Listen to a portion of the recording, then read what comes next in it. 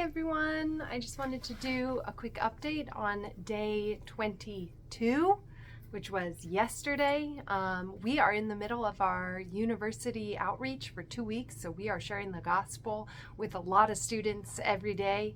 So sharing the gospel on outreaches hasn't been difficult for me, except for when I leave the spot where we are doing the outreach. When I go to the bathroom or I go to another location to get water or something, I typically wouldn't share the gospel in those in-between times. So yesterday when I went to the bathroom, I passed by this girl and I felt like I was supposed to talk to her, and I kept walking, and then I turned around and I went back to see if she was still there, and she was. So I asked her, I gave her $1 million bill. I said, I felt like God wanted me to give this to you.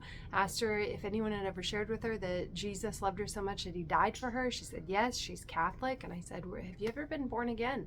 And she said, yeah. And I said, well, when did that happen for you? And she said, well, when I was 16 or 14, something like that, her older sister had a child out of wedlock. And so she felt like, that was when she was born again, because it brought her nearer to God, to depend on God, which is good, but I don't think that's the definition of being born again. And sadly, as I was getting more into the gospel, her boyfriend came out of the bathroom, who she was waiting for, and said, we have to go to class. And so I just shared that it's really important to draw near to God, to know him personally, and that Jesus took the punishment and the penalty for our sin.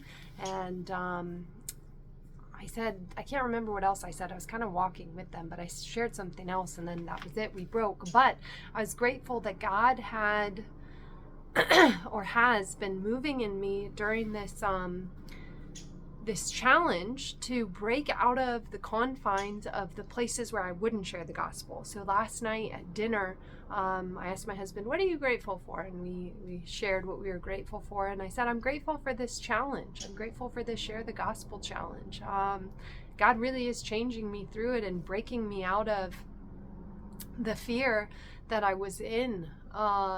Because as we do an outreach, I can share the gospel. I can share the gospel plenty fine. And so it's interesting for me to see, what was I afraid of, and why was I letting this fear hinder me or keep me from sharing? Something else that's helped me this month that I thought I would share is, instead of doing it for the other person, I've actually just been kind of saying, there's something I need to tell you. I need to tell you this. And if you kind of go to someone and you say, I need to do this because I have to tell you, it may give you the boldness to do it, because it doesn't matter if they reject you. It doesn't matter what their need was in the situation.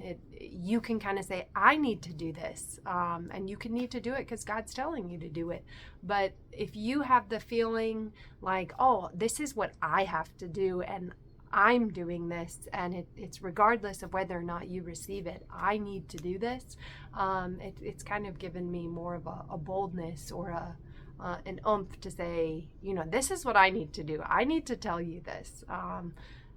Has anyone ever shared this with you? And so if that helps you at all to be a little selfish in the sense that you're doing it for you rather than them, then take that stance internally, so that you can face them boldly and do it regardless of how they respond to it, whether they receive it or not, because in truth, God has told you to do it, and you do need to do it, regardless of how they receive it and regardless of their response. So I pray this video blesses you. I pray that you are encouraged to share the gospel with someone today. I pray that the Lord leads you to someone and you're able to share with someone today. And I pray that you all have a blessed and a beautiful day, a day filled with God's beauty. Bye.